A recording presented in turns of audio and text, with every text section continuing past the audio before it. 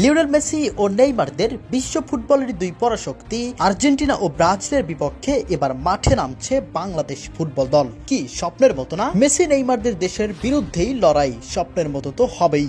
এমন স্বপ্নের মুহূর্ত এর আগে দেখেননি বাংলাদেশ ফুটবল ভক্তরা। এএফবি লাতিন বাংলা সুপার কাপকে সামনে রেখে ঘোষণা হয়েছে 30 সদস্যের স্কোয়াড, যেখানে নজর কাড়ছেন 3 তরুণ কিউবা মিচেল, ফাহমিদুল ইসলাম ও জায়ান আহমেদ। ট্রায়ালে চমক দেখানো বিতর্ক চাকমাও দলে জায়গা পেয়েছেন। কবে, কখন এবং কোথায় হবে ম্যাচটি, চলুন দেখে নেই বিস্তারিত রিপোর্টে।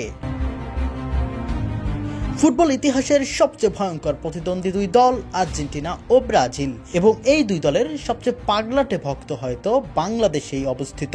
আর এটা কারো অজানা নয়, এই দুই দলের বিপক্ষেই এবার মাঠে নামতে চলেছে বাংলাদেশের জাতীয় ফুটবল দল, যেখানে অংশগ্রহণ করবেন বাংলাদেশের উঠে আসা তরুণ স্টার ফুটবলাররা, যেখানে রয়েছেন তরুণ তুর্কি কিউবা মিচেল, ফাহমিদুল ইসলাম, জায়ান আহমেদের মতো খেলোয়াড়রা।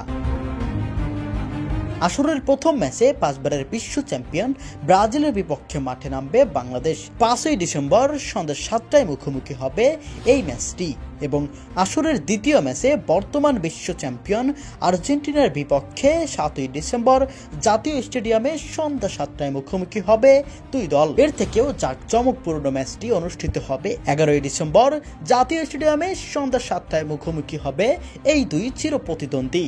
বাংলাদেশ ফুটবলে শুরু হয়েছে উত্তেজনার ঝড়। লাতিন পরাশক্তিদের বিরুদ্ধে লড়াইয়ের প্রস্তুতিতে টকবক করছে পুরো দেশ।